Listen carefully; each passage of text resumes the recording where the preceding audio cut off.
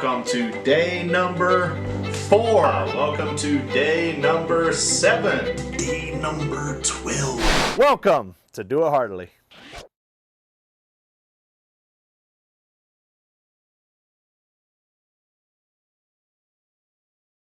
Hello, I am Pastor Edwin Lugo, pastor of Pioneer Baptist Church in Wilsonville, Oregon. Thank you for joining us today as we're going to go through Ruth chapter 4, and we finish out our study through the Book of Ruth. Thank you for joining us on this journey. I know it's been kind of a quick run through the Book of Ruth. We could spend a whole lot more time in it, but I'm just trying to give you a quick overview of some of the main things there, and I hope it's been a help to you and encouragement to you. We look forward to finishing it out today. But before we do that, like we always do, we want to make sure we cover our fact of the day, question of the day, and joke of the day. Ready for the fact of the day? Here we go. Did you know that there are flowers that smell like chocolate, including the chocolate daisy and the chocolate cosmos? So, if you want to buy flowers for your mom, your girlfriend, I don't know if anybody watching this is a wife, but if you do, and they love chocolate and flowers, boom, you can knock it out with one purchase. Of course, I wouldn't encourage them to eat the flowers. It doesn't say they taste like chocolate. It just says they smell like chocolate. But kind of an interesting concept. Flower that smells like chocolate. Here is the question of the day. They're not sometimes I'll relate my fact of the day to my question of the day, but they're not related today. Tell me this. What is your favorite book? I hope you read at least some. And you can't say the Bible, and you can't say a book in the Bible. Something besides that. What do you like to read? What's something that you've read that you've enjoyed? It can be fiction, it can be nonfiction. It doesn't really matter. It can be a biography, it can be an autobiography, it can be anything like that. Let us know what you like to read down in the comments. Let us know what your favorite book is. Quick, type, think, write something down. Anything down. It could even be something from Dr. Seuss. If that doesn't make sense, you got to go back and watch past Ruth videos. Today's joke of the day. Here's today's joke of the day. Here we go. What do you call two monkeys that share an Amazon account? What do you call two monkeys that share an Amazon account? I bet if you thought about this one long enough, you'd know it. Probably some of you have already heard it. What do you call two monkeys that share an Amazon account? Primates. Boom, psh. Again, I need that drum set. Boom, boom, psh. Yeah. What do you call two monkeys that share an Amazon account? Primates. Anyway, you're not here for my awesome jokes. You're here for us to finish through the Book of Ruth, right? We are here to finish off the Book of Ruth, and we're glad that you're here to join us. If you remember, just to kind of get us caught up here, the Book of Ruth starts with 3 funerals, right?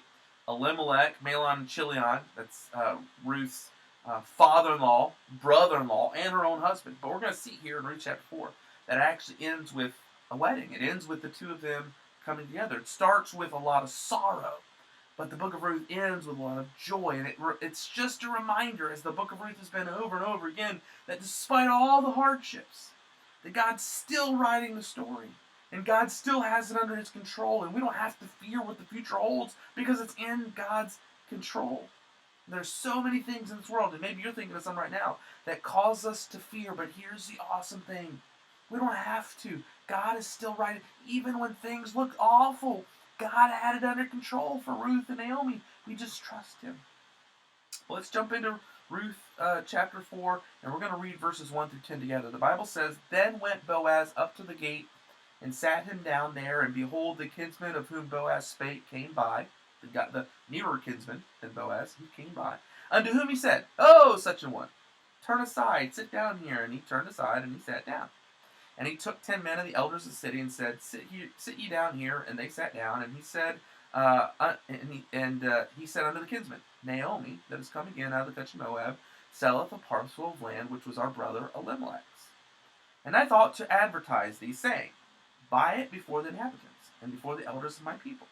If thou wilt redeem it, redeem it. But if thou wilt not redeem it, then tell me, that I may know. For there is none to redeem it beside thee, and I am after thee. And he said, I will redeem it. Then said Boaz, What day thou buyest the field of the hand of Naomi, thou must buy it also of Ruth the Moabitess, the wife of the dead, to raise up the name of the dead upon his inheritance. And the kinsman said, I cannot redeem it for myself, lest I mar mine own inheritance. Redeem thou my right to thyself, for I cannot redeem it. Now this was the manner in former time in Israel concerning the redeeming and concerning changing, for to confirm all things. A man plucked off his shoe and gave it to his neighbor, and this was a testimony in Israel. Therefore the kinsman said unto Boaz, Buy it for thee. So he drew off his shoe. And Boaz said unto the elders, and unto all the people, Ye are witnesses this day, that I have bought all that was Elimelech's, and all that was Chilion's and Mahlon's, of the hand of Naomi. Moreover, Ruth the Moabitess, the wife of Mahlon, have I purchased to be my wife, to raise up the name of the dead upon its inheritance, that the name of the dead be not cut off from among his brethren, and from the gate of his place. Ye are witnesses this day. So, here we have the story. Boaz says he's going to do exactly what he does. He gets people in the city together. This guy comes walking by. He says, hey, there's this land for you to take. You're the nearest kinsman. If you want it, take it. He's actually speaking of what we would call redemption. Okay, the word redemption means to set free by paying a price. Again, Elimelech's property had been sold or mortgaged or something, and it was, when he died, it passed down to his son. That's now why Ruth is involved in it. She can't afford to pay it. This is, by the way, a picture of our bondage to sin. We were unable to set ourselves free, but Christ paid a price so that we could be free. He paid a price that we couldn't pay. By the way, we live in a world full of people who have loads of freedom but still live in bondage. The bondage to drugs and alcohol and sex and gambling and all sorts of things. They're bondage because of sinfulness. And Jesus wants to set them free. That's what he does. We talked last week about the kinsman redeemer, the near kinsman, and Boaz said, I'm not the closest one. I'm not the nearest kinsman.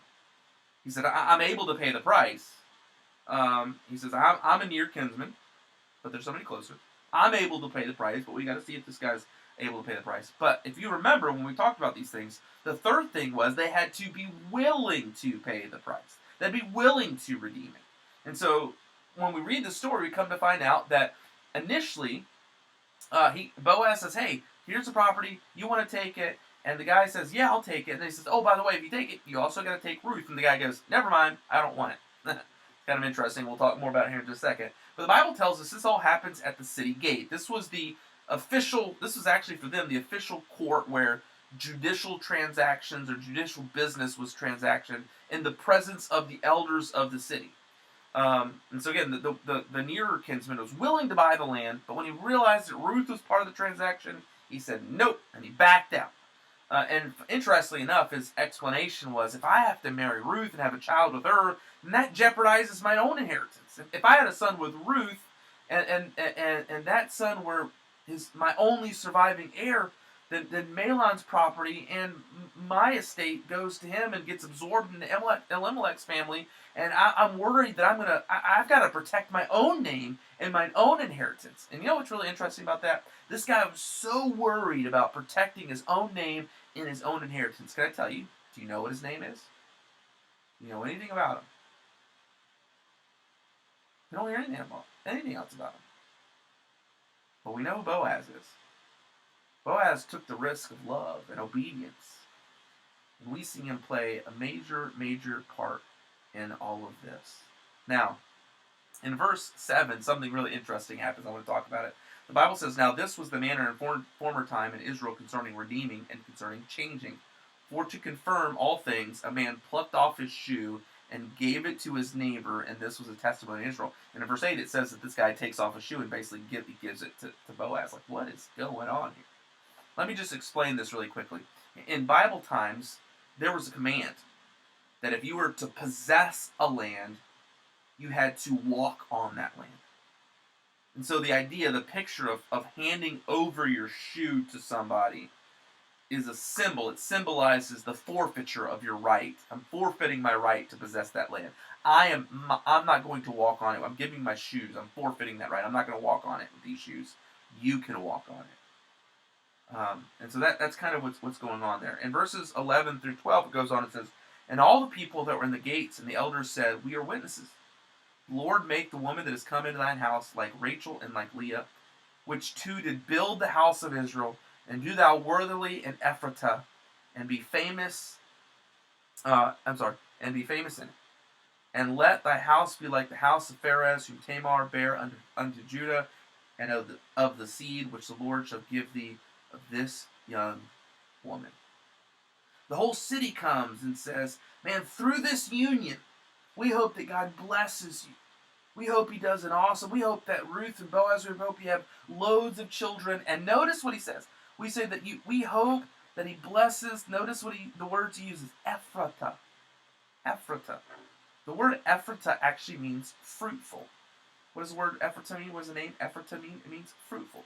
And this little place, by the way, you probably, if you've read the Bible or heard much, especially during Christmas time, you've probably heard Bethlehem referred to as Bethlehem Ephrathah.